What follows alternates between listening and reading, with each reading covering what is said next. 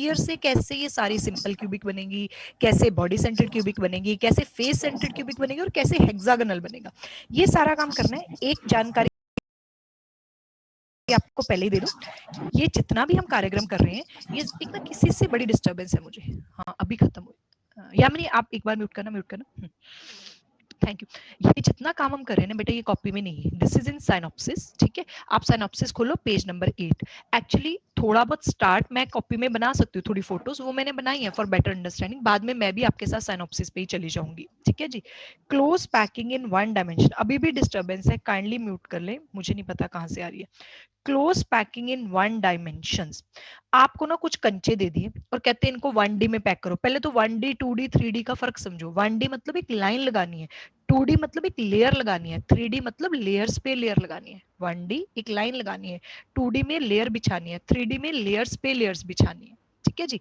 अब ना करनी भी क्लोज पैकिंग है, वरना बच्चा कुछ भी कर ले। क्लोज पैकिंग मतलब जितना क्लोज आप रख सकते हो। तो अगर आप 1D में पैक करोगे तो आप क्या करोगे?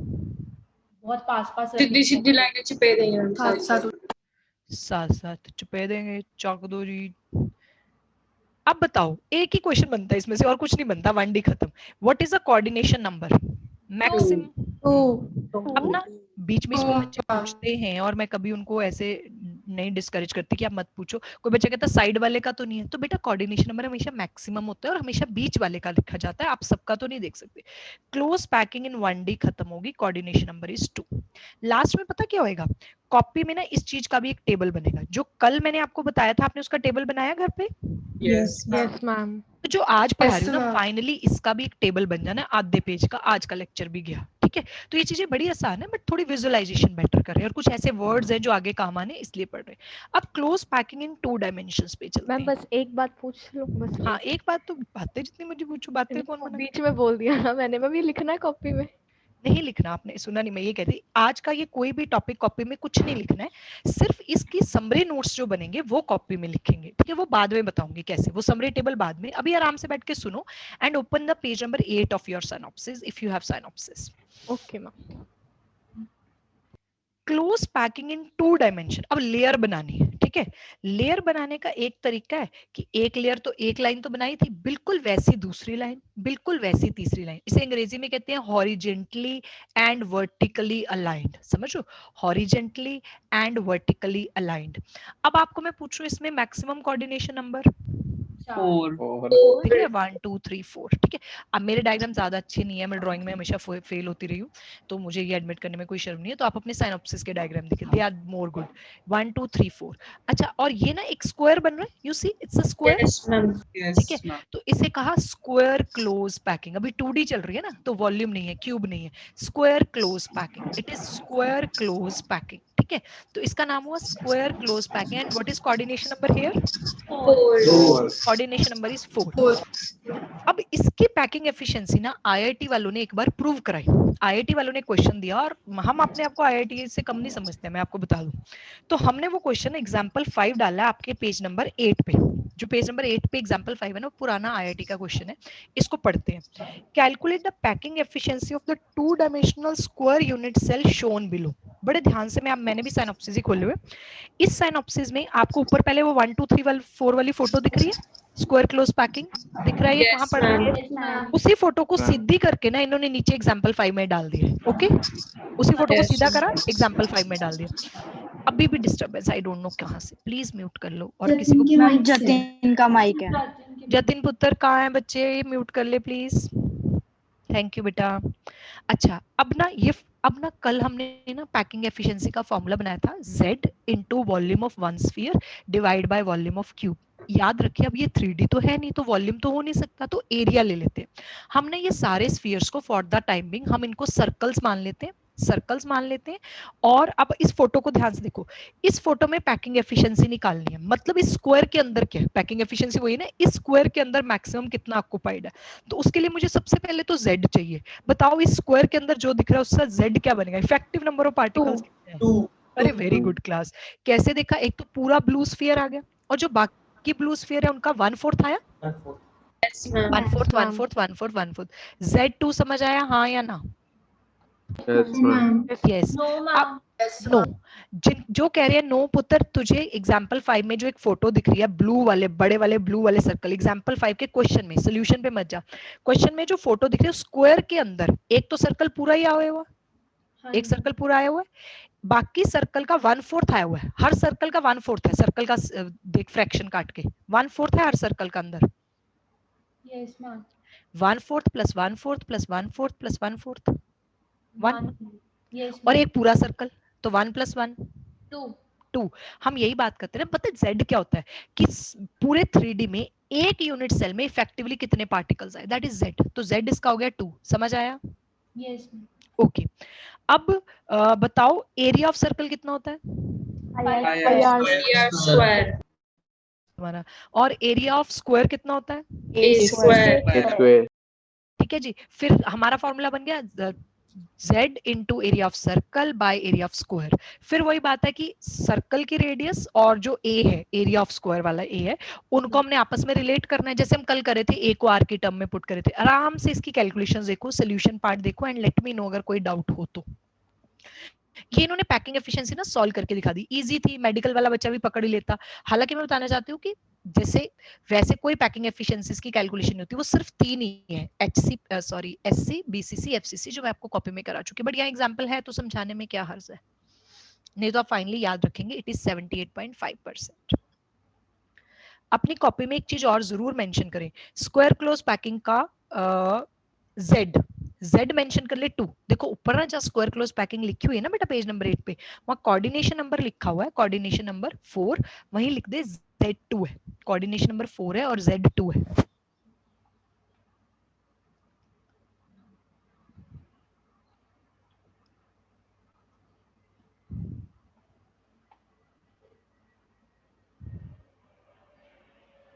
समझ आ गया।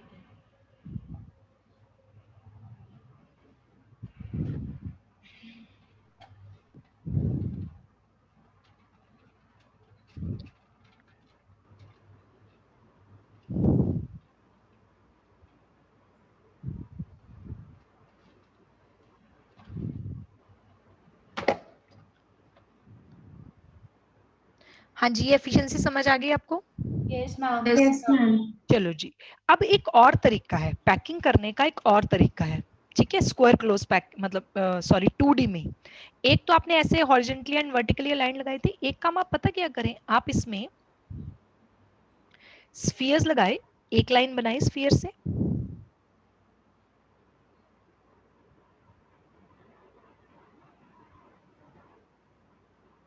और जो दूसरी लाइन है ना वो इसके डिप्रेशन समझो, गैप, इसके बीच में इसको जैसे फंसा रहे हैं, स्टैक कर रहे हैं, बिल्कुल इसके बीच बीच में घुसने की कोशिश कर रहे हैं, ये दूसरी लेयर। जैसे कि मैंने आपको बार बार बताया मेरी ड्राइंग बहुत खराब है, पर ये सारे स्फीयर एक ही साइज के हैं, ठीक है, तो ये इसके बीच में घुस के बना रहे हैं, आपको दिख रहा है ये ज्यादा एफिशिएंट है और थोड़ी सी अलग है उससे, ठीक है, वहां तो हॉरिजॉन्टल एंड वर्टिकल लाइन थी, हम बीच में घुसे हुए हैं, यहाँ पे कुछ मैक्सिमम कोऑर्डिनेशन नंबर कितना दिख रहा है? 6 बिल्कुल ठीक जी, ये 6 है, 6 इसको टच करे, ये अरे हट जा भाई, ये 6 है। और फिर इस पैकिंग का इससे अगर मैं ये जोड़ दूंगी तो ये कौन सी शेप बन रही है? This is hexagonal close packing, HCP, hexagon. इसी के चक्कर में मैंने कहा हेक्सागन यूनिट सेल भी सिखाई, क्योंकि बाकी तो क्यूबिक ही बननी है 3, एक हेक्सागन बननी है, यहाँ से डेवलप होएगी वो आगे जब लेयर्स लगाएंगे। एनीवेज अभी 2D के मजे लो। इसमें कोऑर्डिनेशन नंबर 6 है, because 6 spheres are touching, coordination number is 6। अच्छा जी, इसकी पैकिंग एफिशिएंसी 90.7% है। मैं कैलकुलेट नहीं करा रही, पर टॉपर से टॉपर बच्चा बैठा, तो एक बच्ची कहती कि हमें सर ने बताया था कि हेक्सागन में 6 इक्विलेटरल ट्रायंगल होती हैं, तो अगर मैं एक ट्रायंगल का निकाल लूंगी तो कहती मैं एफिशिएंसी बना लूंगी। मैं क्या बना लियो बहन, मुझे नहीं बनानी है। इसकी पैकिंग एफिशिएंसी 90.7% है, हम याद रख लेंगे। और सबसे खूबसूरत बात, आप अपनी साइनॉप्सिस में फोटो देखना, वो ज्यादा क्लियर है, पेज नंबर 8 पे। इसका जेड बताओ मुझे, हेक्सागन के अंदर कितने इफेक्टिव पार्टिकल्स है, जेड बताओ। जेड कितना है अक्षिका, आप क्या बता रहे हो मुझे? 2.5 आता है मेरा कैलकुलेट। किसकी पैकिंग एफिशिएंसी? नो मैम, 2 आ रही है मैम, Z Z2 आता है समथिंग। मैम Z3 आ रहा है। हाँ जेड, मैं जेड पूछ रही हूँ, हाँ जेड कितना आ रहा है? 3 आ रहा है। 3 आ रहा है। पता चल रहा है एक पूरा स्फीयर और बाकी सारे 6 स्फीयर का 1/3, 1/3 ऑफ 6 स्फीयर्स, 1 3 into 6 2 और बीच में एक बड़ा स्फीयर 3, तो यहाँ z क्या आ रहा है 3, यहाँ पे z3 है, ठीक है। 2D में यहाँ Z3 है। अगर आपको ये बात समझ आ गई है तो आपके लिए मैंने एक छोटा सा क्वेश्चन लिखा है, अगर आप कॉपी में क्वेश्चन लिखना चाहते हो लिख सकते हो, नहीं लिखना चाहते तब भी कोई चक्कर नहीं, ये ना बुकलेट का ही क्वेश्चन है। पर आपको पता है पिछली बार भी मैंने ऐसा करा था कि जो बुकलेट का क्वेश्चन मुझे लगा कि आपको जरूरत है वो मैंने पहले ही कॉपी में करा दिया। What is the ratio of Z for 2D HCP and 3D HCP lattice? 2D का Z है 3 और 3D का Z है 6, तो रेशियो आई 3:6, दैट इज 1:2।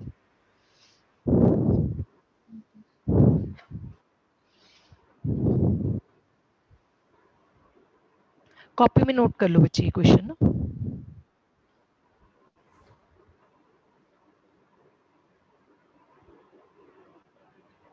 आपने HCP में कंट्रीब्यूशन 1/3 क्यों लिया? नहीं, हमने कंट्रीब्यूशन 1/3 नहीं लिया, वो हेक्सागन के अंदर देखो ना एक स्फीयर का कितना पार्ट आ रहा है, वो फ्रैक्शन ही काटते थे, पिज्जा काटते थे, तो उससे देखो कि एक स्फीयर, एक हेक्सागन के अंदर स्फीयर का कितना पार्ट आ रहा है, तो तुम्हें दिखेगा वो स्फीयर का या 1/3 आ रहा है हेक्सागन के अंदर, वो लिए। यस मैम, समझ आ गया। ये नोट हो गया।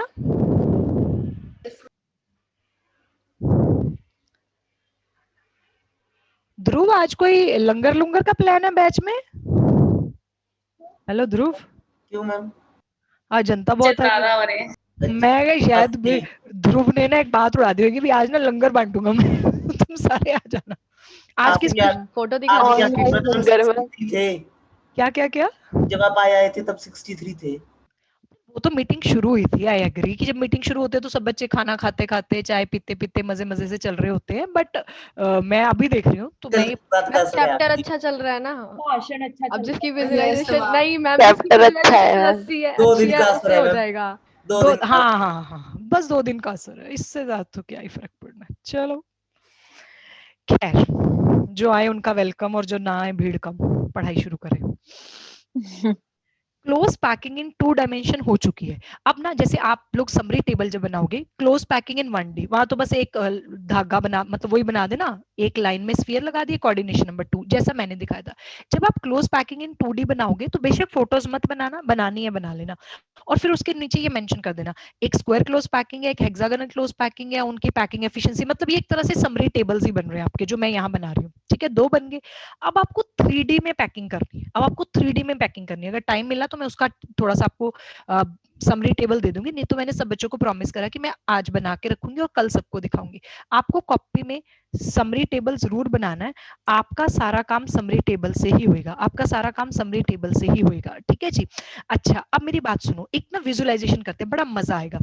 अब ना हम बेस लेयर ले रहे हैं स्क्वायर क्लोज पैकिंग, और इसके ऊपर लेयर्स लगा रहे हैं, base layer square close packing लेके इसके ऊपर लेयर लगा रहे हैं। अच्छा, अब आप थोड़ी सी अपनी विजुअलाइजेशन पे करना, कंचे पड़े हैं बेस लेयर में, जैसे एग ट्रे में होते हैं, ये बेस लेयर है स्क्वायर क्लोज पैकिंग, कंचे पड़े हैं, इसके ऊपर भी बिल्कुल ऐसी सेम लेयर लगा रहे हैं, बिल्कुल ऐसी सेम लेयर, कंचों के ऊपर एग्जैक्टली हर एक कंचे के ऊपर एक और कंचा, यानी बिल्कुल सेम लेयर। केमिस्ट्री की भाषा में कहते हैं कि अगर बेस लेयर ए है, कैपिटल ए, तो दूसरी लेयर भी ए के जैसी है, तीसरी लेयर भी ए की जैसी है, इस अरेंजमेंट को बोलते हैं ए टाइप अरेंजमेंट, ए टाइप अरेंजमेंट। इमेजिनेशन करो, आंखें बंद करो और सोचो, नीचे कंचे, उसके ऊपर बिल्कुल वैसे कंचे, उसके ऊपर वैसे कंचे, कौन सी पैकिंग बन रही है ये? सिंपल क्यूब नजर आई है, सिंपल क्यूबिक, वो 8 की यूनिट सेल्स बन रही हैं। तो आज हम आपको सिखा रहे हैं कि वो स्फीयर से ही बनती है सारी, बस नामकरण कर दिया, ये बनी सिंपल क्यूबिक। समझ आ रही है? जैसे नीचे स्फीयर, उसके ऊपर भी वैसे, उसके ऊपर भी वैसे, तो वो 8 की यूनिट सेल्स बन जानी है, वो सिंपल क्यूबिक है। यस और नो? Yes ma'am. जिसकी पैकिंग एफिशिएंसी 52.4% है, जिसमें कोऑर्डिनेशन नंबर 6 है, ठीक है, जो हम ऑलरेडी पहले काम कर चुके हैं, वो सिंपल क्यूबिक की बात है। एक और मजेदार चीज देखना, बेस लेयर यही रखनी है, स्क्वायर क्लोज पैकिंग वाली बेस लेयर यही रखनी है, और तुम्हें दिख रहा है ये 4 स्फीयर के बीच में एक गैप है, can you see this gap between the 4 spheres?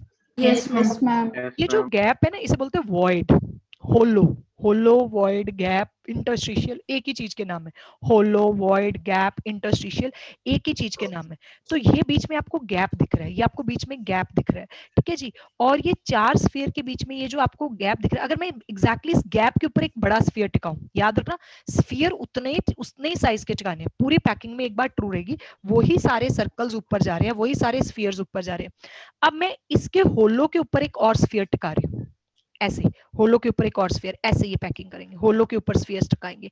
अब जब ये होलो के ऊपर स्फीयर टिका रहे हैं, तो क्या जो सेकेंड लेयर बन रही है, ये रेड से जो दिख रही है, लेजर से जो दिख रही है, जो सेकेंड लेयर बन रही है, is it similar to first? No, ma'am. No, No, ma'am. ma'am. If I have named first layer as A, I will name second layer as B. B. Second layer हम B डालेंगे, ठीक है जी। अच्छा इसके ऊपर ना 4 और स्फीयर टिका देंगे, मतलब कि A लेयर जैसी। ऊपर जो तीसरी लेयर बनानी है ना बेटा, वो A बनेगी, A वाली, A B तीसरी लेयर, इसके ऊपर फिर से A लेयर वाली, यानी वही व्हाइट वाली, समझो, ये 4 ये A लेयर, इसके ऊपर एक ब्लू सॉरी रेड, ठीक है, बी लेयर, फिर इसके ऊपर फिर से ए लेयर ही बना देनी है, यानी जैसी पहली थी वैसी तीसरी लेयर है। किसी को समझ आ रहा है कौन सा? Body centered. Body centered, ma'am. Centre. ये ए बी बन रहा है, ये बी सी बन रहा है, ठीक है, ऐसे बनती हैं पैकिंग्स। ये ए बी बन रहा है, ये बी सी बन रहा है 68% और कोऑर्डिनेशन नंबर इज 8, ठीक है, ये बी सी। यानी इससे आपको क्या समझ आया? अगर मैं बेस लेयर में स्क्वायर क्लोज पैकिंग रखूंगी, अगर मैं बेस लेयर में स्क्वायर क्लोज पैकिंग रखूंगी, तो उसके ऊपर लेयर्स बना के मैं 2 तरह के अरेंजमेंट्स बना लूंगी। कौन से 2 तरह के? Simple cubic and body centre. Simple cubic का आज एक नया नाम पता चल गया, ए टाइप अरेंजमेंट, और बॉडी सेंटर का AB type arrangement. जल्दी से पढ़ लो, पेज नंबर 8 से शुरू हो जाओ और पेज नंबर 9 पे वो येलो और ब्लू बॉल्स तक, येलो और ब्लू बॉल्स तक, पेज नंबर 8 से शुरू हो जाओ पेज नंबर 9 तक। अगर किसी बच्चे के पास, वैसे तुमने शायद कल ही पूछ लिया था, यहाँ सबके पास साइनॉप्सिस हैं? Yes, ma'am. Yes, ma'am. Yes, ma'am. नहीं तो देखो, बच्चों ने मुझे साइनॉप्सिस भेज दिया, मतलब बच्चे इतने अच्छे हैं कि उन्होंने मेरे को पीडीएफ बना के और साइनॉप्सिस बना के भेजे। मैं यहाँ से आपको दिखा रही हूँ बच्चे, ये देखो, जब सिमिलर लेयर्स बनाई हैं तो ये आपका ए टाइप है, ये देखो छोटी छोटी क्यूब्स, ये वो सिंपल क्यूबिक 8 स्फीयर्स वाली, और फिर ये देखो कितनी क्यूट बनाई है, ये 4 स्फीयर नीचे येलो वाले, फिर बीच में एक ब्लू और ऊपर वाले 4। मैं थोड़ा बड़ा कर देती हूँ, अगर बाई चांस किसी के पास साइनॉप्सिस नहीं है तो ये मैंने अभी आपको पढ़ने को बोला है।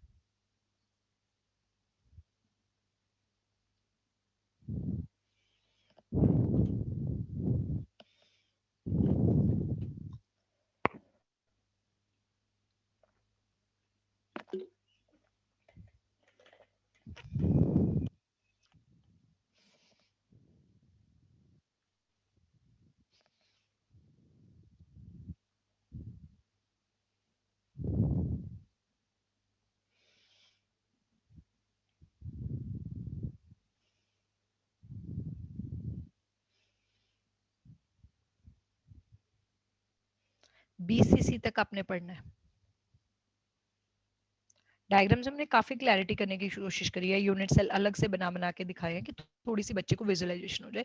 हालांकि मैं कह रही हूँ मतलब इससे कोई लंबा चौड़ा फर्क नहीं पड़ता हमारे क्वेश्चंस अटेम्प्ट में या हमारे ऑल इंडिया के पेपर में, बट अच्छा लगता है। जिस बच्चे को समझ आ जाता है वो कहता है ये चैप्टर अच्छा चल रहा है, जिसको समझ नहीं आता वो कहते पता नहीं क्या ही जग है, क्या ही रोज इमेजिनेशन कराती रहती है। तो आई वांट कि every kind of child should attempt all India PMT question. That is my motto for this chapter. मेरी बिल्कुल मोटिव नहीं है कि तुम्हें 3D नहीं समझ आ रही फिर भी जबरदस्ती तुम्हें समझाऊं, मुझे कोई जरूरत नहीं। जब आप ये पढ़ लोगे please let me know.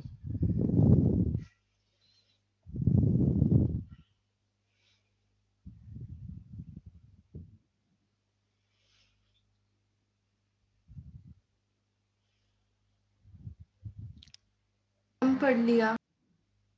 Okay जी, मैं एक बार रिवाइज करती हूँ। आपको समरी टेबल बनाना है, जैसे 1D का बना लिया, 2D का बना लिया, फिर एक 3D का टेबल बना दोगे। 3D में आप लिखोगे कि base layer is square close packing. Square close packing में 2 पार्ट बनाओगे, a simple cubic, a B body centre. वहीं उनकी पैकिंग एफिशिएंसी लिख दो, उनका Z लिख दो, उनका कोऑर्डिनेशन नंबर लिख दो, ताकि वो टेबल्स में आपका सारा चैप्टर रोज की रोज आपका रिवाइज होता रहे। अब 2 बची हैं, 2 और बनानी है लास्ट, एक हेक्सागोनल क्लोज पैकिंग और एक FCC, पर उसको समझने में टाइम लगता है, कोई थोड़ी और अपर विजुअलाइजेशन लेनी है, रिलैक्स करके पढ़ना। बस ये समझ आए या ना आए, बट तुम रिलैक्स रहना, पैनिक मत होना। अब बेस लेयर लेनी है हेक्सागन वाली, जो हेक्सागनल क्लोज पैकिंग थी। अब इसको बेस लेयर बना के इसके ऊपर लेयर्स बनानी है, और इससे दो अरेंजमेंट्स निकल के बाहर आएंगे, एक हेक्सागनल क्लोज पैकिंग वो जो यूनिट सेल कल सिखा रही थी, एक फेस सेंटर जो पहले ही सिखा चुकी हूँ। चलिए जी शुरू करते हैं। सबका ध्यान यहाँ विजुअलाइजेशन पे होना चाहिए, बिल्कुल ठंडे दिमाग से, रिलैक्स, ऐसे मजे वाले मूड में बैठना है। जैसे ही हमने, ये वही थे हेक्सागन, ये देखो ये hexagonal close packing coordination number 6, ये वाली लेयर देख लो ध्यान से।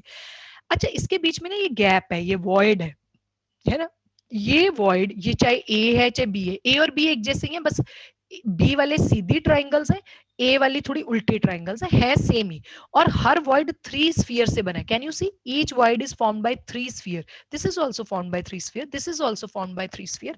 ये जो बेटा जी 3 स्फीयर्स वाले वॉइड होते हैं, इनका नाम होता है ट्राइंगुलर वॉइड।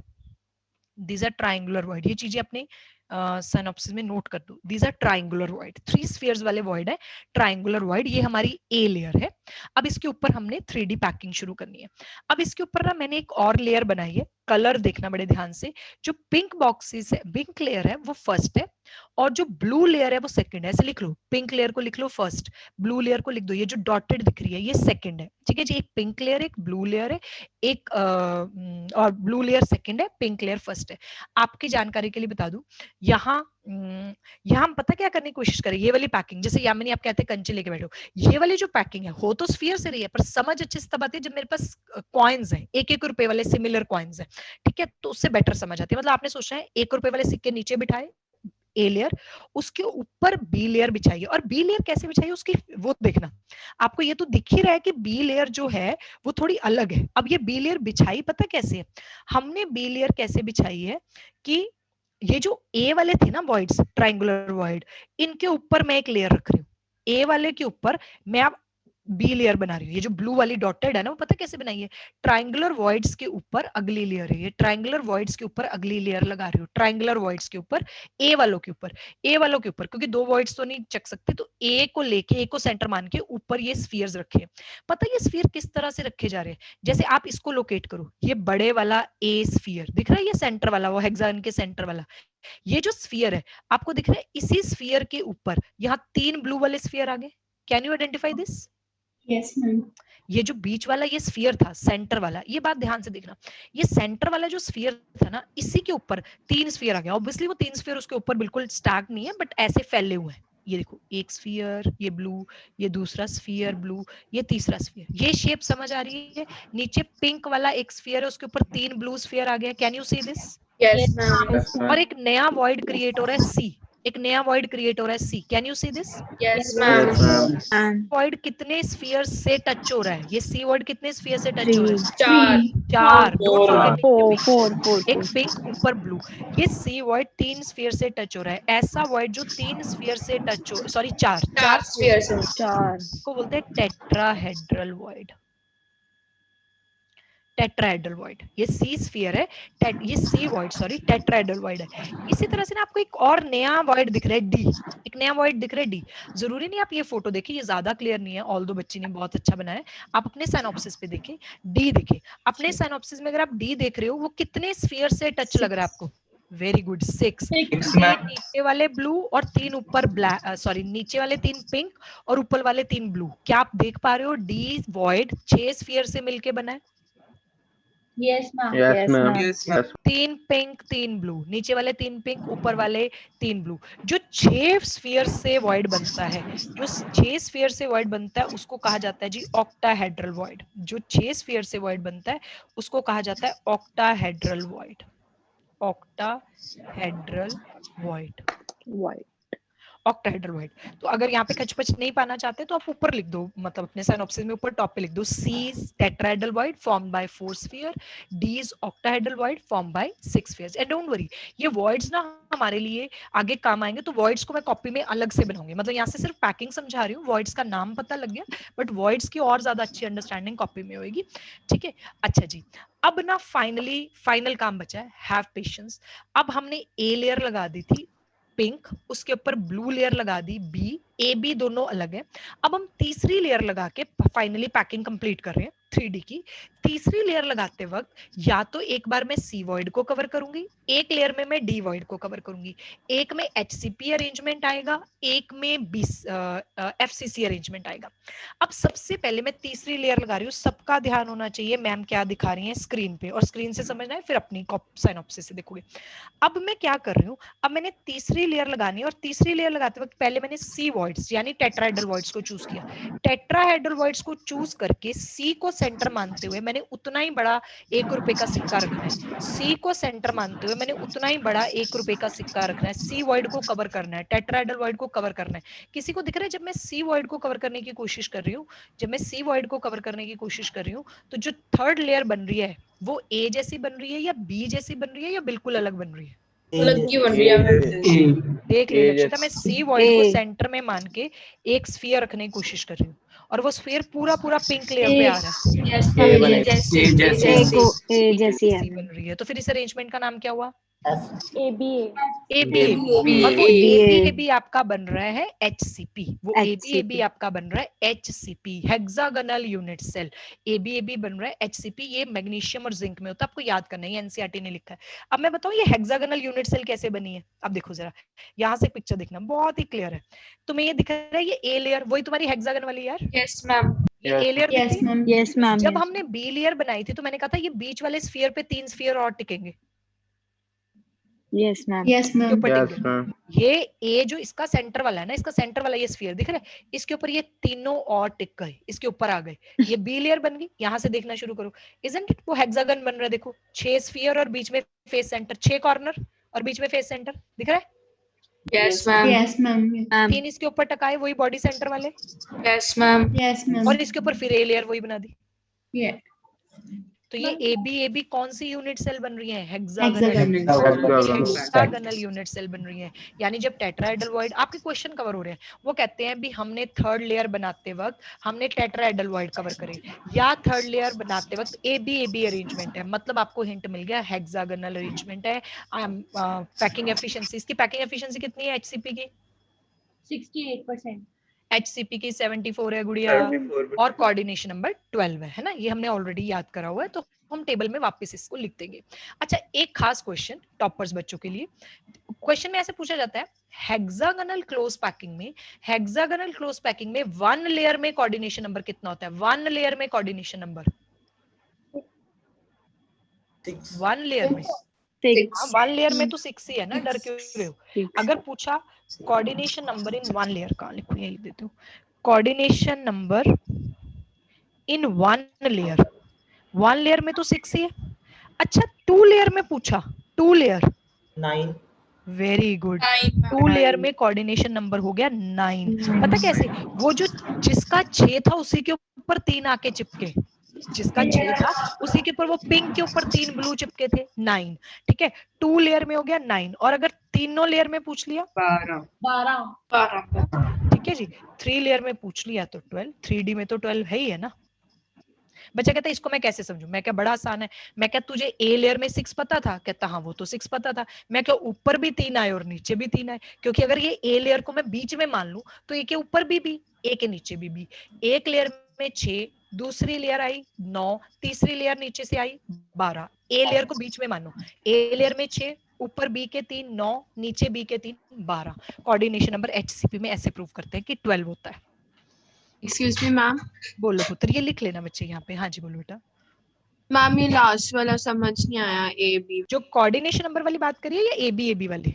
मैम जो B आपने A के ऊपर रखा ना, जैसे वो, हाँ नहीं, मतलब जब मैं कोऑर्डिनेशन नंबर समझा रही थी या जो ऊपर लेयर समझा रही थी? नहीं मैम, जो एंड में आपने कोऑर्डिनेशन नंबर समझाए, ये जो हेक्सागोनल। बस नो वरीज।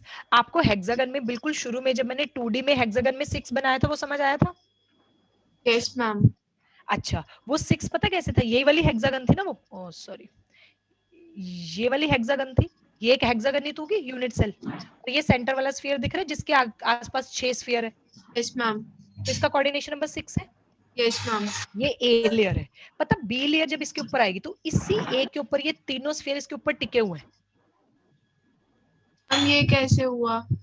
ये ऊपर देखो, ये कैसे हुआ था, ये देखो। जब आपके पास ये वाला देखो, ये वाला ए स्फीयर, ये पिंक कलर का, गुलाबी रंग का बड़े वाला ए स्फीयर दिख रहा है, गुलाबी रंग का, हाँ जी मैम। इसके ऊपर तुम्हें दिख रहे हैं 3 ब्लू टिके हैं यस मैम। डॉटेड वाले, यही 3 टिके हैं, ऐसे ही टिकाने हैं, ओके मैम। जिनसे ये टेट्राहेड्रल बना था। अब ये देखो ये सिचुएशन यहाँ कैसे है, ये सिचुएशन यहाँ कैसे है कि यहाँ पे ये 6 इसके ऊपर आके ये 3 टिके। हाँ जी मैम। तो फिर अगर ए के ऊपर भी है तो ए के नीचे कौन सी लेयर होगी? नीचे भी 3 हो जाएंगे। नीचे भी 3 हो जाएंगे, तो 6 3 9 और नीचे से 3 12, ऐसे समझा रही थी बच्चा। Okay ma'am, thank you. अरे प्लीज। मैम हाँ जी बोलो बोलो बोलो बोलो। मैम ये ऐसे ही है ना जैसे दो ब्रेड्स के बीच में जैसे कि कोई सैंडविच जैसे अपन बनाते हाँ हैं। हाँ एग्जैक्टली, ऊपर नीचे वो 2 ब्रेड्स है और बीच में वो सैंडविच है।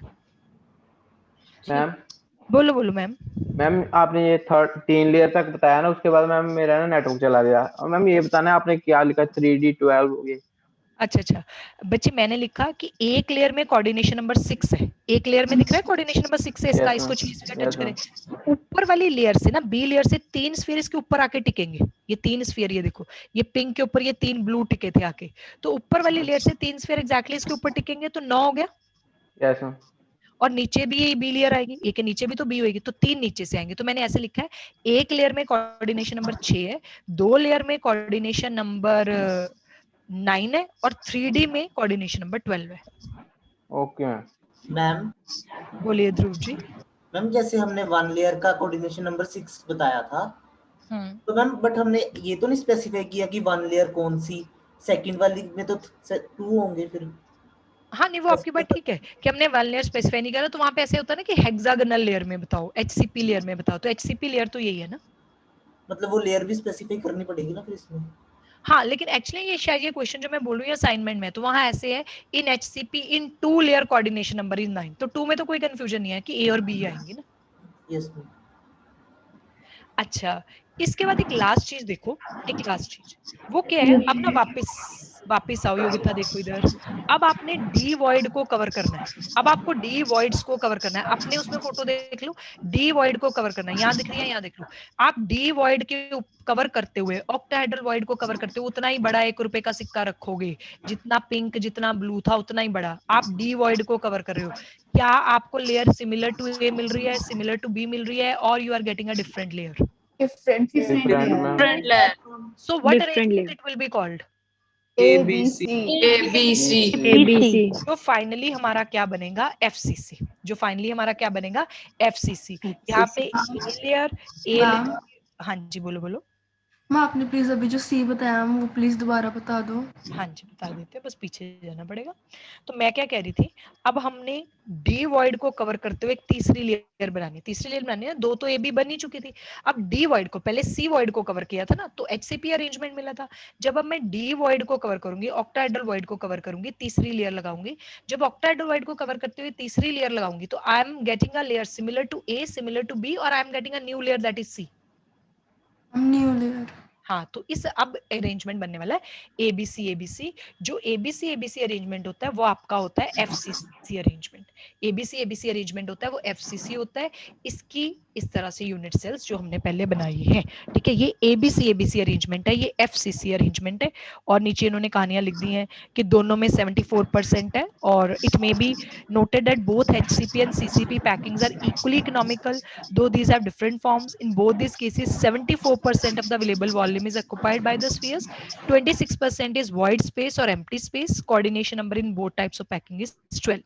Finally मैं अपना summary table conclude करूं, summary table में एक तो आप CCP वाला एक तो आप बना चुके हो square close packing, एक आप बनाओगे base layer is hexagonal close packing, तो उसमें 2 बनाओगे, हेक्सागोनल क्लोज पैकिंग में आप लिखोगे if I am covering tetrahedral void I am getting AB जो कि एचसीपी है, if I am covering octahedral void I will get ABC जो आपकी एफसीसी है, फिर दोनों की पैकिंग एफिशिएंसी लिख दोगे, दोनों का वो कर दोगे,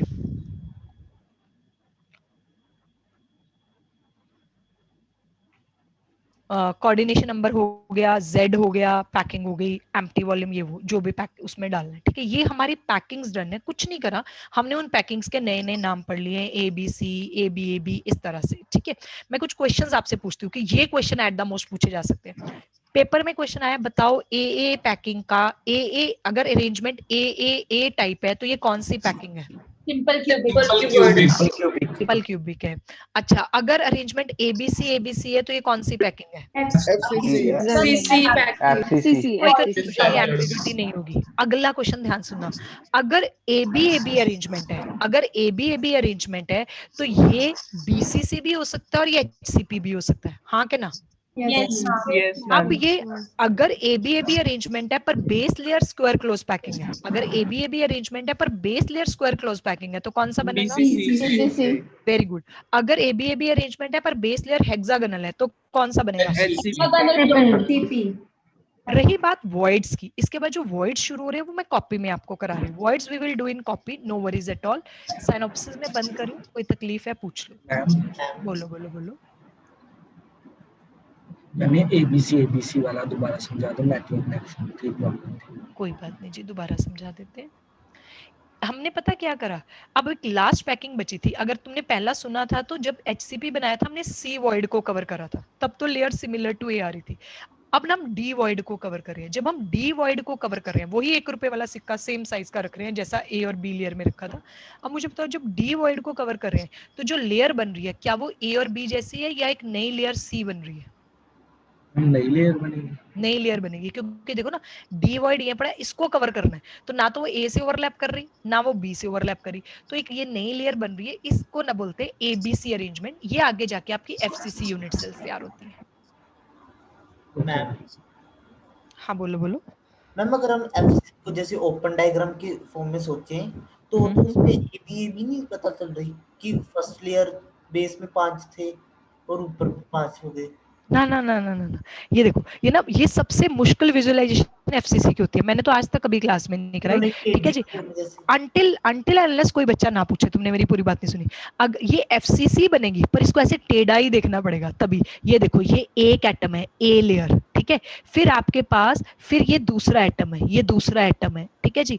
और उसके बाद ये आपके ये 2 एटम है, ये जो 2 तुम्हें दिख रहे हैं, और उसके बाद ये 3 है। ये बड़ी मुश्किल विजुअलाइजेशन होती है। कोई बच्चा बहुत ही ज्यादा उसको दिल कर रहा होता है तो मैं एक काम कर देती हूँ, आपके लिए भी कर दूंगी अगर आप लोग का दिल करेगा, कि यहाँ पे ना मैं नंबर्स लिख दूंगी कि ये नंबर और वही नंबर यहाँ लिख दूंगी। ये देखो, ये एफसीसी यूनिट सेल है, ये सारे कॉर्नर्स और देखो फेस सेंटर, तो मैं नंबर्स लिख दूंगी ताकि थोड़ी विजुअलाइजेशन हो जाए। पर यही ABC finally FCC unit cells है। जैसे बाकी सारी यूनिट सेल्स ना समझ आ जाती है, डेवलप हो जाती है। हेक्सागोनल भी डेवलप हो गई थी कि हाँ यार ऐसे बन रही है। एफसीसी बहुत मुश्किल होती है, और कोई जरूरत हो ना तो मतलब हम उस पर और दिमाग भी खर्च करें। There is no need at all. अभी इसको बंद कर सकते हैं? Yes ma'am. चलो जी, अभी कॉपीज खोलो, और कॉपी में आपने एक पेज तो छोड़ना है जहां आपकी पैकिंग्स वाला काम होना है ना। 1D की बनानी है, फिर 2D की बनानी है, फिर 3D की। एक पेज पे आएगा या 2 पेज पे, वो देख लो। और उसके बाद आपने टॉपिक शुरू करना है, वो है वॉइड का। इसके बाद आपने वॉइड्स का टॉपिक शुरू करना है। वॉइड, गैप, होलो, इंटरस्टिशियल, एक ही चीज के 4 नाम है। वॉइड, होलो, गैप, इंटरस्टिशियल, एक ही चीज के नाम है। वॉइड, इंटरस्टिशियल, होलो, गैप, कुछ भी बोलो।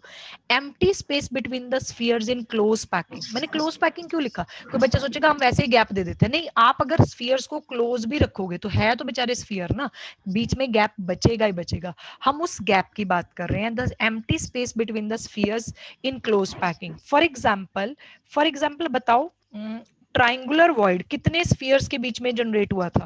3 स्फीयर्स के बीच में। जैसे मैंने तो अपनी तरफ से कोशिश करी थी कि तीनों स्फीयर्स को इकट्ठे रखूं।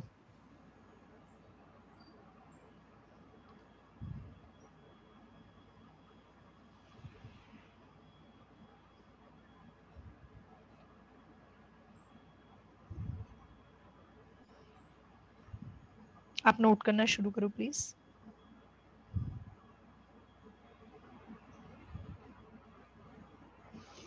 ये 3 स्फीयर्स है, बिल्कुल सेम साइज के, ठीक है। और इनके बीच में गैप क्रिएट हुआ, ट्राइंगुलर वॉइड, ठीक है। A gap formed by 3 sphere is triangular void. Void formed bye 3 sphere is triangular void.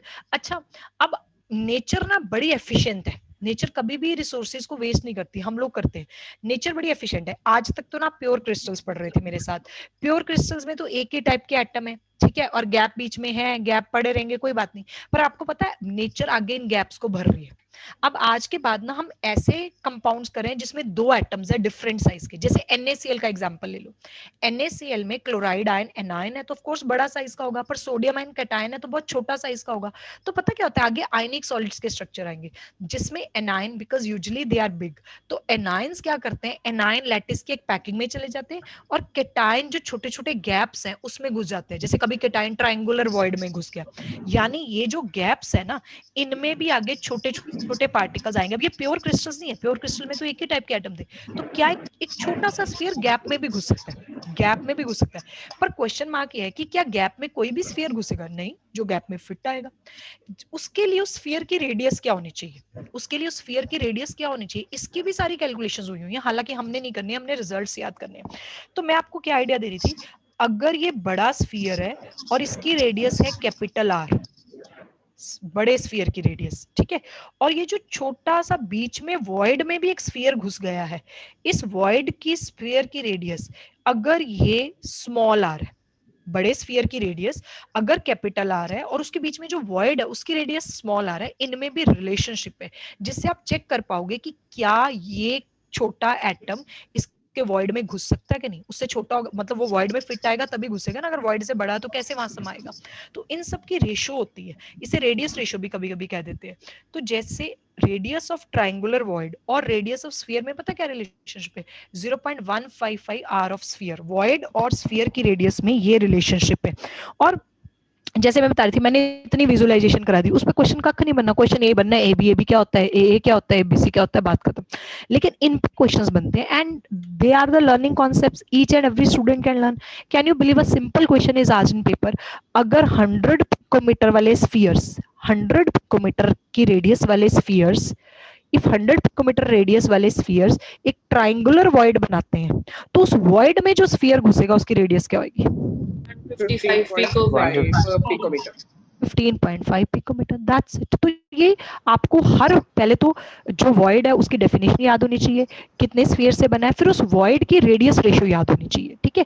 ये सारी रेडियस रेशियो कैलकुलेटेड है, बट आपको ये याद करनी है कि ये कैलकुलेशन। अच्छा, एक मजेदार क्वेश्चन पूछती हूँ, कल को आपको कोई ऐसे क्वेश्चंस मैंने पा दिए कि एक ट्रायंगुलर वॉइड बना है और उसमें एक स्फीयर चला गया, जो स्फीयर ट्रायंगुलर वॉइड में गया उसका कोऑर्डिनेशन नंबर कितना है, जो स्फीयर ट्रायंगुलर वॉइड में गया उसका कोऑर्डिनेशन नंबर कितना है? वेरी सिंपल, 3, क्योंकि वो वॉइड में जो बैठा वो 3 स्फीयर से तो टच कर ही रहा है, आपने क्लोजेस्ट पैकिंग करी है, तो जो भी ट्रायंगुलर वॉइड में जाएगा उसका कोऑर्डिनेशन नंबर 3 होगा। ये आगे क्वेश्चन शुरू होने वाले हैं। अच्छा जी, एक बार, हाँ जी 3 होएगा जी, बिल्कुल जी। ऊपर वाले को टच नहीं कर सकते, वर्ड वाला ऊपर वाले जो 3 का लैटिस, ऊपर वाला अगर हम इस 3 के ऊपर 3 का लैटिस बनाते तो उसके बीच में घुस गया, जैसे मतलब R स्क्वायर के बीच में घुस गया, तो उससे कुछ ना कुछ पार्ट ऊपर वाला जो 3 है उनसे भी टच। मैं आपकी बात बिल्कुल समझ गई लक्षिता। एक्चुअली ये जो ट्रायंगुलर वॉइड है ना, ये 2D में ही रहते हैं, जब आप इसके ऊपर एक और लेयर बना दोगे फिर तो ये 3D हो जाएगा। और अभी आपने देखा था ये 3 स्फीयर नीचे वाले और 3 ही स्फीयर इसके ऊपर आ रहे थे, तो फिर वो ऑक्टाहेड्रल वॉइड बन जाता है, फिर वो वॉइड ही चेंज हो गया, that is octahedral void because now it is touched bye 4 spheres, sorry 6 spheres. तो ये वॉइड ट्रायंगुलर वॉइड 2D में होता है, 3D में ये खत्म हो जाते हैं। Ma'am okay ma'am. हाँ जी, बोलो बोलो। मैम ये जो हमने मतलब बीच में वो वर्ड में वो स्फीयर रखा है, उसके बाद भी थोड़ा सा तो स्पेस रहेगा ना? हाँ, उसका नहीं हम कुछ कर सकते हैं, मतलब मैं पूछ रही थी, रहेगा ना? हाँ हाँ, उसमें अब घास तो जाके डाल नहीं सकते, पर रहेगा। 100% एफिशिएंसी तो नहीं हो सकती, यू आर राइट। मैम ये फॉर्मूला सिर्फ ट्रायंगुलर के लिए है यस, ना? ऐसे हर वॉइड का अलग फॉर्मूला आएगा and you have to learn all this formulas. Okay ma'am. हम वर्ड्स के नाम क्या बताए? बता रही हूँ, एक वॉइड तो ये बताया ट्रायंगुलर वॉइड, 2 वॉइड का भी पूरा कंपैरिजन टेबल बना रही हूँ बिकॉज वो हमें बहुत काम आने वाला है और बहुत इंपॉर्टेंट है। Can we move further? Ma'am जो आपने कहा था वर्ड्स को होलो भी बोलते हैं, वैसे वाला नाम। होलो, गैप, इंटरस्टिशियल, होलो या गैप और इंटरस्टिशियल्स। अब 2 वॉइड्स की काफी डिटेल डिस्कशन है हमारे सिलेबस में, एक है ऑक्टाहेड्रल वॉइड और एक है टेट्राहेड्रल वॉइड। इनका फर्स्ट पॉइंट तो हम बहुत मतलब आज बार बार पढ़ रहे हैं। ऑक्टाहेड्रल वॉइड कितने स्फीयर से बना है? 6 स्फीयर।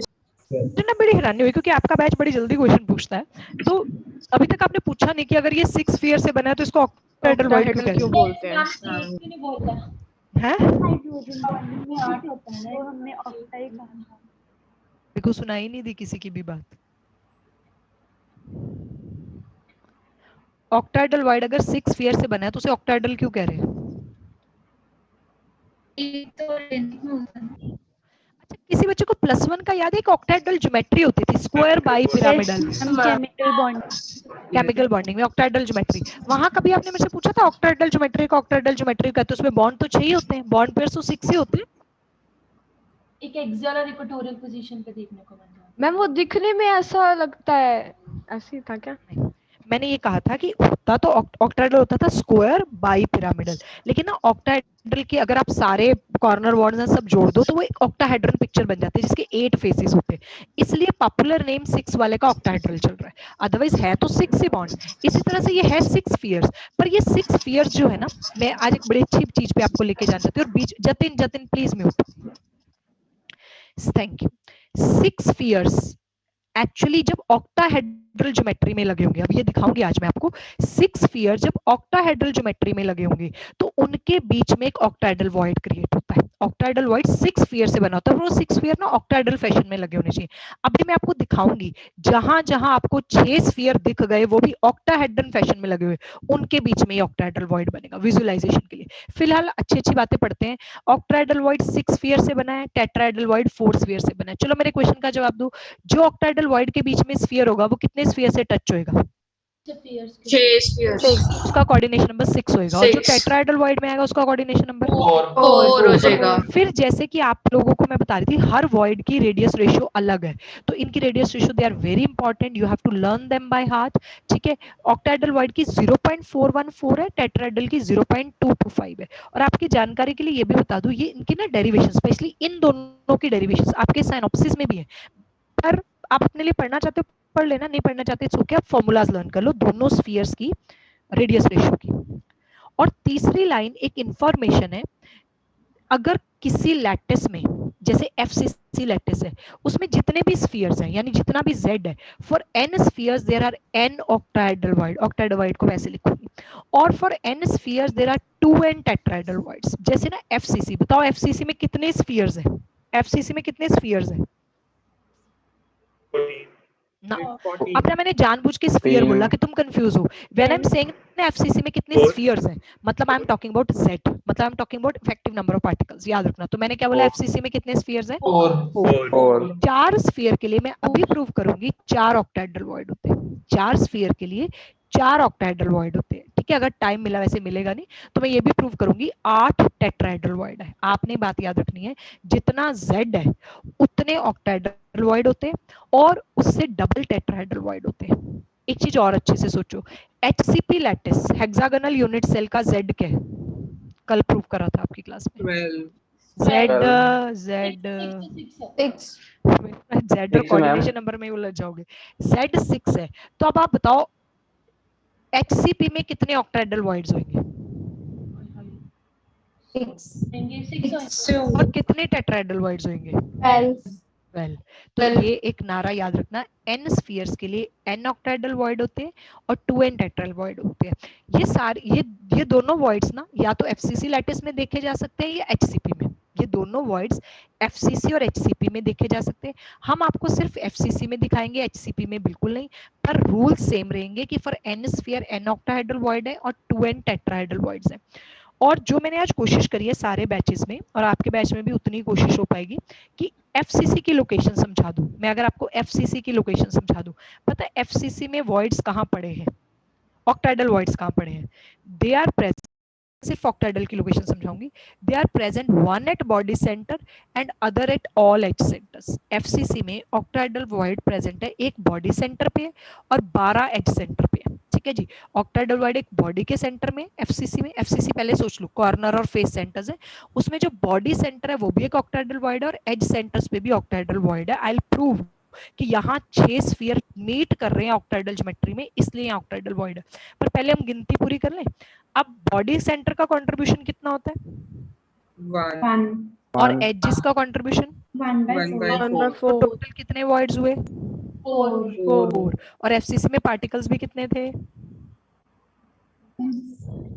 z कितना था? 4। तो हमारी बात प्रूव होगी, n स्फीयर्स के लिए कितने वॉइड्स हैं? n स्फीयर के लिए n वॉइड्स। प्लीज ये नोट कर लो और जैसे ही नोट हो जाए बता देना। मैम बेटा मैम ये समझ नहीं लगा लास्ट पॉइंट। लास्ट पॉइंट मैं अभी ना आपको बच्चे इसकी ना लोकेशन बताती हूँ, फिर मैं आपको बताऊंगी कि मैंने क्यों कहा कि यहाँ पे एक ऑक्टाहेड्रल वॉइड है। और 1 मिनट का टाइम दो बस मुझे।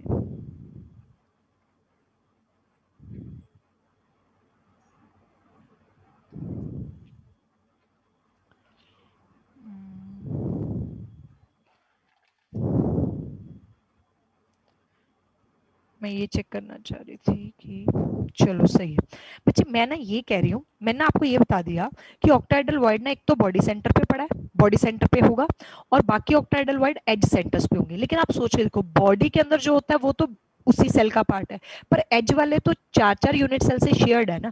तो अगर मैंने वही effectively octahedral voids per unit cell कितने क्रिएट हो रहे हैं, तो मैंने वो कैलकुलेशन करी, तो बॉडी का 1 और 12 एजेस 1/4 दैट इज 4। मैम बोलो ये 12 कहाँ से आया था? 12 एजेस होते हैं ना, एजेस 12 है, हर एज का सेंटर भी एक ऑक्टाहेड्रल वॉइड बनेगा एफसीसी में। अभी मैं प्रूव कर रही हूँ, ठीक है। यही प्रूफ मैंने करना ना। अब जैसे जितना यहाँ लिखा है इससे आपका काम चल जाएगा, सारे क्वेश्चंस हो जाएंगे। पर अब जिस बच्चे की विजुअलाइजेशन अच्छी है वो कहता है पहले मुझे दिखाओ ये ऑक्टाहेड्रल वॉइड कैसे बना। तो मैं अब उन बच्चों को यानी सब बच्चों को दिखा रही हूँ जहां 6 स्फीयर ऑक्टाहेड्रल ज्योमेट्री में मिल गए, सीधी बात वहां ऑक्टाहेड्रल वॉइड है। जहां 6 स्फीयर ऑक्टाहेड्रल ज्योमेट्री में मिल गए वहां ऑक्टाहेड्रल वॉइड है। चलो जी, ये ना वैसे दिखा रही हूँ, बीच में आ गई है स्लाइड। आरपीएस 1 का क्वेश्चन नंबर 347 होएगा आपसे, सिर्फ 347 होएगा। आरपीएस 2 बिल्कुल नहीं होगी, देखना भी मत उसकी तरफ, वो सेम ही पेज पे है, ध्यान देना। आरपीएस 3 कंप्लीट हो जाएगी, कल आप कर लेना, क्योंकि कल आपको पता है आपको गिफ्ट हैम्पर मिलेगा, तो पहले ये थोड़ा सा कर लो, है ना। और अगर मेरे को टाइम मिला आफ्टर कंप्लीटिंग जो मैंने कल का टॉपिक सोचा आपके लिए, कल का टॉपिक बड़ा अच्छा है, प्लीज सारे आना, लंगर मिलेगा कल, ठीक है। फॉर्मूला मेकिंग है और वो क्लास में ही समझ आता है। अगर आप बाद में किसी पूछोगे ना कि समझा दे, तो वो कुछ नहीं समझा पाएगा, वो एक प्रैक्टिस है जो क्लास में ही होगी। तो कल आप सबने क्लास अटेंड करनी है पक्का। और मैं क्या कह रही थी कि अगर कल बाई चांस मेरे टॉपिक के बाद टाइम मिला तो आई डिस्कस दिस आरपीएस, इसलिए आप करके जरूर बैठना, नहीं मिलेगा तो नहीं करेंगे। अब आ जाओ जी, मैं आपके लिए ऑक्टाहेड्रल वॉइड्स की लोकेशन बता रही हूँ। फिर से अपने दिमाग को बिल्कुल ठंडे करके मजे से बैठते हैं। विजुअलाइजेशन में क्या है, जब हम काम कर चुके हैं अब तो हम ऐसे देखने की कोशिश कर रहे हैं, समझ आ गया बढ़िया, नहीं समझ आया बहुत बढ़िया, याद हमने कर लिया। मैं क्या समझा रही थी कि ऑक्टाहेड्रल वॉइड बाय रूल वहां बनेगा जहां 6 स्फीयर ऑक्टाहेड्रल फैशन में ऑक्टाहेड्रल ज्योमेट्री में पड़े होंगे। तो देखो मैं क्यूब बना रही हूँ,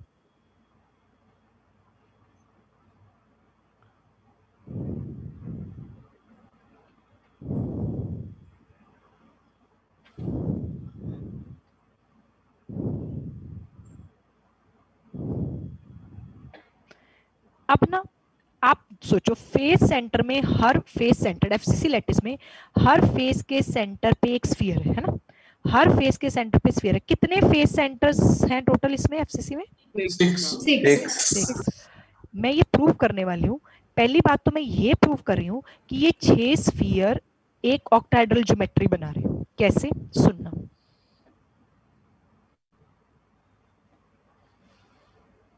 ये 6 स्फीयर ना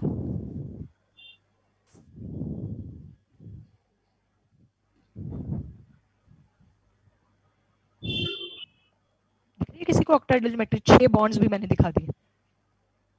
यस मैम। Yes ma'am.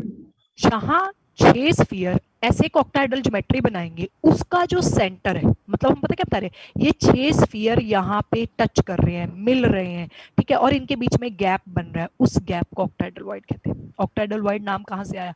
ये 6 स्फीयर जहां मिलके एक वॉइड बना रहे हैं, ऑक्टाहेड्रल फैशन में मिल रहे हैं, तो इनके बीच में पक्का एक वॉइड बन रहा है, वो आपका ऑक्टाहेड्रल वॉइड है। तो जैसे कि अगर मैं आपको यहाँ दिखाना चाहूँ तो ये जो है, बिल्कुल देखो, ये बॉडी सेंटर के बीचों बीच आप आ गए हो, ये जो बीच में बन रहा है ये एक ऑक्टाहेड्रल वॉइड है। This is an octahedral void, ठीक है जी। तो कहने का मुद्दा ये है, आप ठंडे दिमाग से देखो, एफसीसी में 6 फेस सेंटर है, 6 फेस सेंटर है, top face, bottom face, left face, right face, front face, back face, उनको पास पास लाओ, पास पास लाओ, वो ऑक्टाहेड्रल फैशन में खड़े हैं, और उनके बीच में जो एक गैप है जो कि एग्जैक्टली बॉडी सेंटर पे आ रहा है, वो एक ऑक्टाहेड्रल वॉइड है। इसलिए मैंने लिखवाया एफसीसी लैटिस में बॉडी सेंटर पे एक वॉइड बन रहा है, वो एक ऑक्टाहेड्रल वॉइड है, ठीक है। अब कोई बच्चा ना, जैसे किसी बच्चे ने बोला मैम मुझे ये समझ नहीं आया तो मैं रहने दूं इसको, मैंने कहा हाँ रहने दे। मैं कहा फिर भी तुझे अगर हेलिक्स में फुल मार्क्स लेने हैं तो तू एक लाइन याद कर ले। कहती कौन सी लाइन? मैंने कहा octahedral void at body center is formed by 6 face center spheres, यानी ऑक्टाहेड्रल वॉइड जो बॉडी सेंटर पे बन रहा है वो 6 स्फीयर के टच से बीच में बन रहा है। This is an octahedral void. ये फोटो बना लो, ये लिख लो।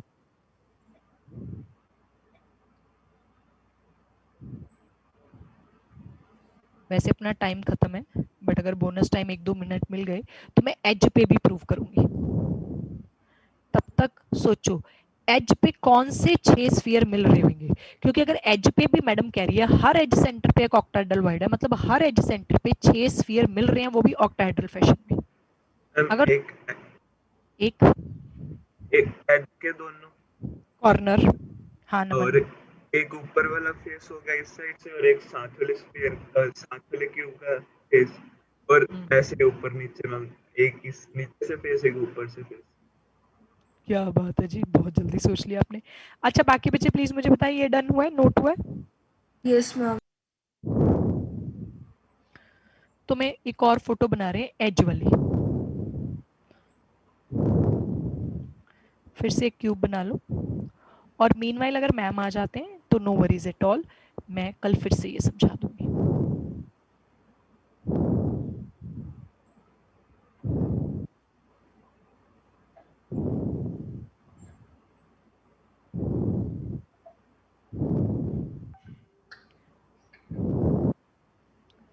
अब हमने ये प्रूव करना है भी एज का सेंटर भी एक ऑक्टाहेड्रल वॉइड है, यानी एज, सीधी बात है, अगर मैं ये प्रूव कर दूं कि एज के सेंटर पे 6 स्फीयर टच कर रहे हैं तो 2 तो सबको ही समझ आ रहे हैं।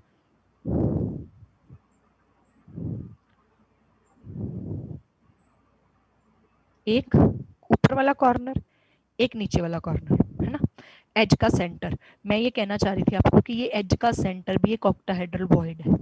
ये ग्रीन कलर से मैंने दिखा दिया, दिस इज ऑक्टाहेड्रल वॉइड। और मैं ये प्रूव करूंगी इसको 6 स्फीयर टच कर रहे हैं। कैसे? 2 कॉर्नर और एक, आपको समझ आ रहा है, ये वाला फेस सेंटर जो फ्रंट इधर वाला है, ये वाला फेस सेंटर, और एक ये साइड वाला फेस सेंटर, मतलब सामने वाला फेस सेंटर और ऐसे साइड वाला। क्यूब में सोचो, सामने वाला कितनी गई साड़ी क्यूब, चलो घूमी गई शायद। क्यूब में सामने वाला और साइड वाला 4, ठीक है। अब ये तो हो गए, अब 5 और 6 सोचने हैं। तो इसके बिल्कुल सामने दूसरी यूनिट सेल में, मैं बाहर की तरफ लेके आ रही हूँ क्योंकि वो दूसरी यूनिट सेल का पार्ट है जो इसके सामने है।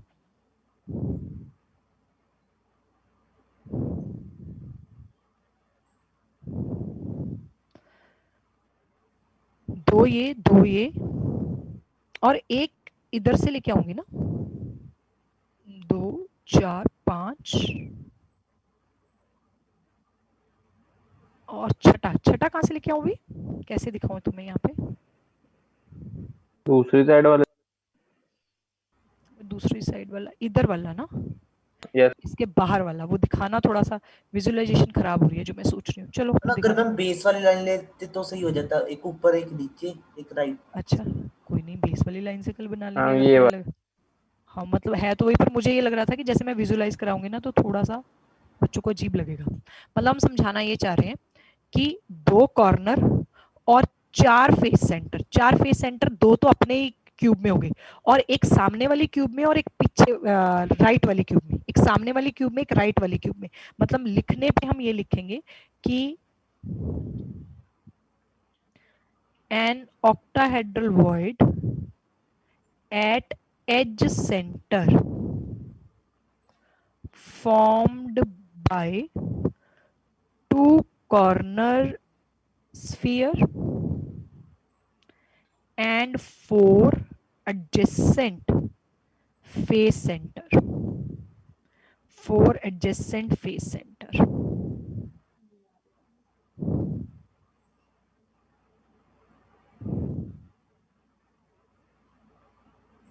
अगर मैं नीचे वाले से समझाऊं तो नीचे वाले से 2 कॉर्नर ले लूंगी और एक फेज ले लूंगी नीचे वाला और एक फेज यही सामने वाली दीवार का और एक सामने वाला ले लूंगी। 5 तो हो गए, छठा कौन सा लूंगी फिर मैं? नीचे वाली एक का, पीछे मैम। एक नीचे वाली का लूंगी, मतलब भी एक इसके आगे और एक नीचे ये वाली। नीचे वाला। चलो मैं कल दोबारा फोटो बनाने की कोशिश करूंगी, अगर उससे ज्यादा क्लैरिटी होती है कि एज सेंटर पे कैसे दिखाएं। हालांकि एज सेंटर पे वही है कि 2 कॉर्नर और 4 एडजेसेंट फेस सेंटर, ये ना कमरे से बहुत बढ़िया समझ आता है। आप अपने कमरे की एक दीवार, एक एज पकड़ना, उस एज के सेंटर पे हो आप, उस एज के सेंटर पे हो, ऊपर वाला कॉर्नर, नीचे वाला कॉर्नर, ये दीवार का फेस सेंटर, ये दीवार का फेस सेंटर, और ये दीवार बाहर जा रही है और ये दीवार भी बाहर जा रही है। विजुअलाइजेशन हम फोटो अच्छी नहीं बना पाए, ये दीवार भी बाहर जा रही है और ये दीवार भी बाहर जा रही है। तो 4 एडजेसेंट कॉर्नर्स और एक जो आपके पास है फेस, 4 एडजेसेंट फेस सेंटर और 2 corners, octahedral void edge center formed by 2 corner sphere and 4 adjacent face centers. ये ऑक्टाहेड्रल वॉइड्स की लोकेशन है। I guess this is enough for today. इससे ज्यादा विजुअलाइजेशन ना कराओ, दिखा देते हैं। मैम लास्ट वाला पॉइंट कल बता दोगे वापस से? हाँ, मैं ना एक्चुअली इसकी थोड़ी और अच्छी फोटो, जैसे यहाँ सुंदर बनी है ना, वैसी बनाने की कोशिश करूंगी। जैसे इससे मुझे आइडिया दिया कि अगर आप वो वाली बनाओगे तो शायद और अच्छी बन जाएगी। आई विल ट्राई कि थोड़ी और सुंदर बने, जिससे ज्यादा क्लैरिटी हो। एक फ्रंट पे आ जाएगा, हाँ ये ठीक कह रहे हो तुम, एक फ्रंट पे आ जाएगा, एक ऊपर से दिखा दूंगी और एक नीचे बड़ी। कल मैं दूसरी वाली बनाऊंगी, राइट, सही कह रहे हो तुम लोग। तो कल मैं वो वाली बनाऊंगी। होगी सारी स्लाइड्स देखने का कार्यक्रम? स्लाइड दिखा दो। कौन सी वाली दिखाऊं सुधा? इससे पिछले वाली, ये जिसमें मैम डिफरेंशिएट किया था आपने ऑक्टाहेड्रल और टेट्राहेड्रल। यस कल मैं ऐसे आपको टेट्राहेड्रल वॉइड्स की लोकेशन भी दिखाऊंगी। देखो वो टेबल अभी खाली पड़ा है। हाँ जी मैं आ गई हूँ जी। सॉरी मैं जा रही हूँ जी, आप आ गए हो। Thank you so much. ठीक है बच्चे, अभी कल करेंगे। Thank you so much and bye for now. Thank you. Good afternoon ma'am. Good afternoon, ma'am. Good afternoon, ma'am. Good afternoon.